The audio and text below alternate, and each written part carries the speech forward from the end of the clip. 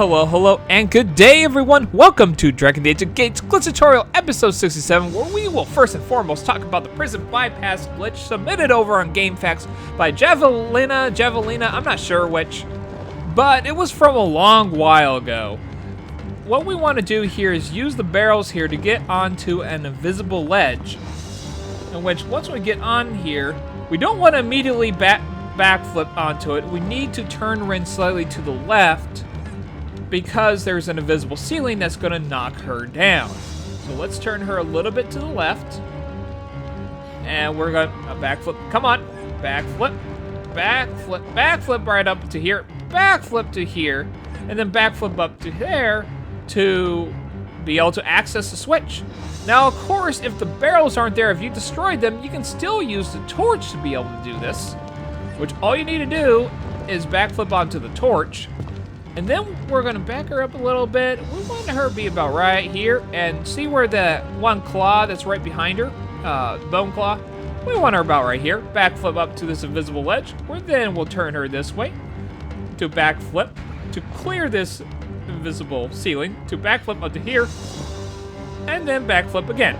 Well done, you completed the prison bypass, and now you can go get Arokh to help fight battles with you. Now, there are two things I strongly recommend you avoid doing if you still plan on going into the prison, so you can drop Rynn's dagger out of your inventory and get the ice blade. So the two things to avoid are activating the cutscene before you fight Maulgak, and also activating the cutscene with Jasaad. So let's first talk about what happens when you activate the cutscene with Jasaad. One thing you should know when activating Jasaad's cutscene before going into the prison is that it's going to mess with the trapdoor. So, basically, you're going to see no trapdoor when you first come to here. And there's one particular spot where we should pause right about here. So now that we got this game pause like this, let's talk about what's going on here. So with Jasaad's cutscene completely messing up with the trapdoor, normally she'll run through, the trapdoor will close down with her. However, since that's not the case, the trapdoor will close on top of her, and then you also got these gates that will close all on with her. So the cutscene that has when Rynn gets knocked out normally will cause these gates to close, and for them to open, you would need Jasaad's cutscene to do that. However, since we already activated that means these gates will not open up, and now you can't get the ice blade. At least not normally. You can actually bypass the gates, and now let me show you guys how you can do that after we go ahead and unpause this video and let things play out.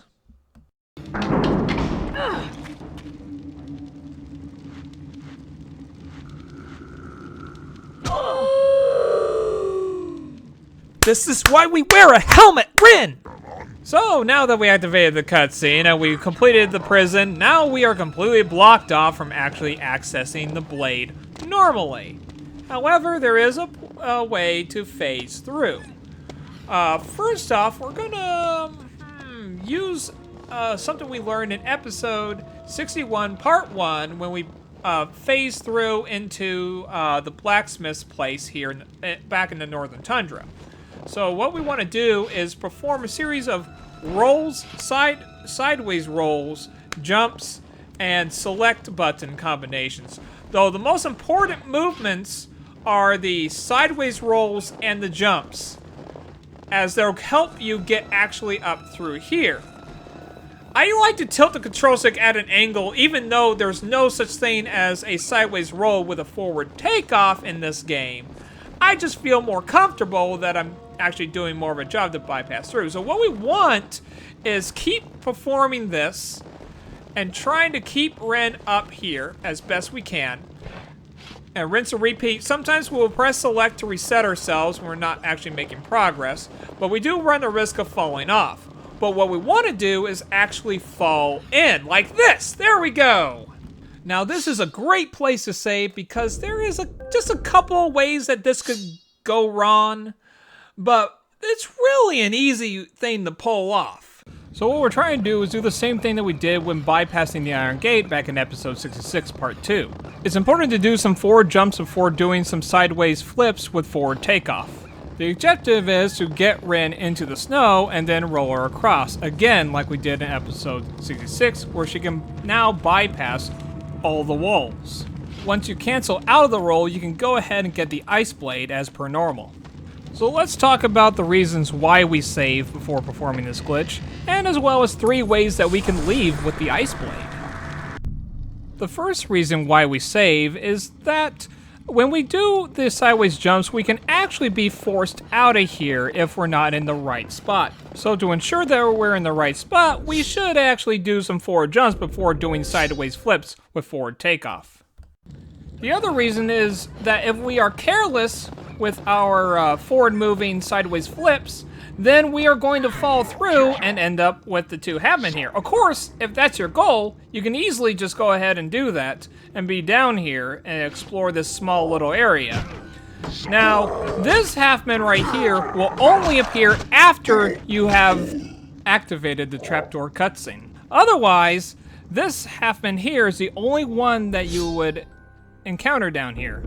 That being said, I am not sure of a way to kill the other halfmen without getting stuck. So that's some precious experience points that are just out of our reach.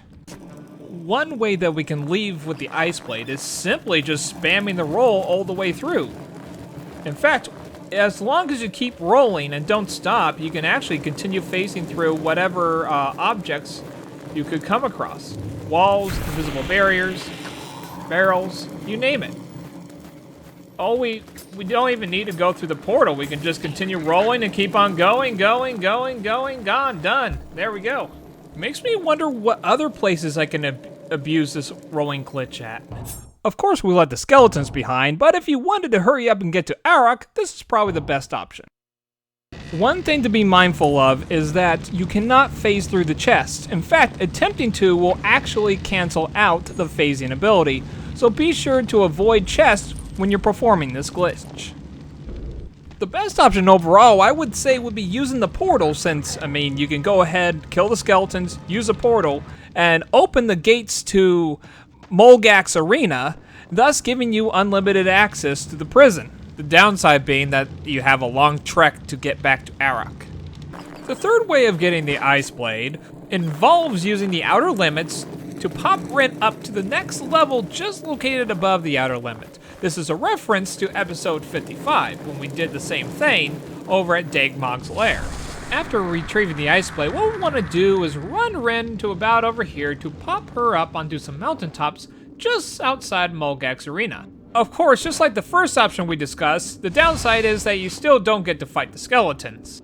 But being able to phase through so many walls through rolling, it's just so practical and useful that I just gotta come up with a name for it.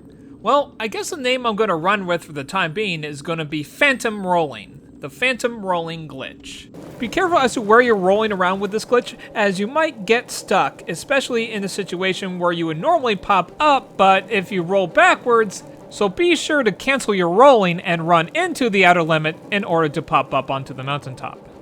As for facing Maulgak before the prison, well, the closing gates behind me should tell you what's going to happen. So after defeating Maulgak and going to the prison, you'll notice here the portal is not activated, so we can't use that to get to the Ice Blade. Then we come across this gate here. It is now forever closed and you can't get through. There is no abusable location to perform some form of bypass. If we make our way back to where the staircase is to the portal, there is a spot here where we could potentially perform the Phantom Rolling glitch. Now, I do want to know, I have not gotten this to work at all. It seems like a good location, which it's best to face in this direction when performing the glitch. But the problem is that this thin little invisible barrier between the door frame and the wall is actually so thin, so easily jump past it. I want to have Rynn keep jumping forward into it and try to roll and try to get her closer inside the wall to try to perform this glitch, but as far as what I can see, she just refuses to really cooperate with this. And here, again, you get these normal jumps. It's so easy to basically fall through this invisible wall between the door frame and the wall. Now, on the very rare occasion where you get this to work somewhat, she will refuse to cooperate with you. You can either get her down as low as possible and then roll out of it. I know it didn't quite roll there, but if you roll out of it, she still refuses to roll through the wall. And as I said, it rarely does happen. It's so hard to have to reset. I even got her down that low and still no luck. It's infuriating, really. Because I've been spending a whole bunch of time trying to work with this, which basically makes this not worth it. I mean, it should work in theory, but trying to get her into the snow is just so hard to do here. And even when we do it, it's just not guaranteed. So with this flimsy invisible wall between the doorframe and the wall, and her not always being able to roll, even if I were to get her deep into the snow, it's just not worth it to really try to see if it can be done. Because it'll be better. See, even then, I still couldn't do it. So I've marked this up as it is impossible to do. For right now, it is impossible to do. And even if it was possible, it's just not worth it. It's really not worth all the headache trying to even attempt to get this to work. Getting the ice blade when you've activated Jasaad's cutscene before going into the prison? It's possible since we can phantom roll through the gates, but it's probably preferable not to do that so you can just go in there normally. So the only thing that we can safely do when activating this glitch is activating the gate to Sardana and activating the switch to set Arokh free. Now I do want to showcase something interesting about the switch that you wouldn't be able to know unless you've been able to mount and bypass in here with Arokh. So the special thing that I got here for you guys is I got Arokh up here through the mountain bypass glitch. And let's see what happens when I activate the switch. He'll disappear, and then he'll reappear down there. Let's go ahead and head down there and say hi to Arokh. And ask him the very question, how in the world did he teleport down here? And if this switch does actually spawn Arokh down here, then that makes me wonder, what if I take it to the extreme? Get Arokh stuck in the northern tundra, and then activate the switch and see he'll be teleported to Maulgak's inner compound. So now that I got Arokh stuck in the northern tundra, I went back there, clicked triangle to make sure that he's not here with me in Shiverbane, and he's not. Let's head over to the switch and find out if he'll teleport from the northern tundra. Alright, moment of truth. Will Arokh be teleported from the northern tundra to here? Let's find out. And yes, the answer is yes. So that means if Arokh didn't come with you to Shiverbane, well, you can just use the switch to not only open the gate, but summon Arokh himself. To conclude this episode, let's talk about a unique problem that comes with in regards to the mountain bypass glitch version of the prison bypass. So if you haven't activated the switch here, well, first off, if you do the prison bypass, I think if you do the prison bypass before going to this tunnel, you might be able to encounter a gateless entrance to the inner compound. I'm not sure if that's the case, but I did lose the save to be able to explore this part, so I will visit this coming back here later. Normally, a couple half-men appear over here, and as well as one over here, but that did not happen because we didn't actually enter in here through the gate. We entered here via the mountain bypass glitch. Now, I'm not entirely sure how I got this gate to stay open, but it will serve the purpose of describing what happens here. So you can safely traverse into here. That's not the issue. The issue is going out with Arokh. When that happens, this is the result. This is the exact same thing that happens in episode 29, about at the 12-minute mark, where you have Arokh walking in place, and that's all that's happening. Though at least you can pause the game and load back to a previous save. Otherwise, you should avoid this area. Even if you get off Arokh, trigger the half-men, and then go back to get on Arokh, you still can't actually get through here. Well, at the very least, at least you got a really nice half-man that will help you die so you can be able to not be stuck in this infinite prison of walking endlessly. It does lead to something hilarious, though, where Rynn will proceed to die on top of Arokh, while Arokh just continues on walking as if nothing has happened. The whole reason that this happens is because Arokh is not supposed to be here yet. So all we gotta do is make it so Arokh is supposed to be here, which will involve activating the switch here to let Arokh in. Though even though he's already in here, we need him to go back down there to come in, and then that little trigger there will no longer be there, because now Arokh is supposed to be here. All we gotta do now is head back through in here and then come back out to make sure that Arokh will not get stuck. And there we go, problem solved. So just be sure when you're exploring with the mountain bypass version of the prison bypass that you don't come over in this area until you have already activated the switch.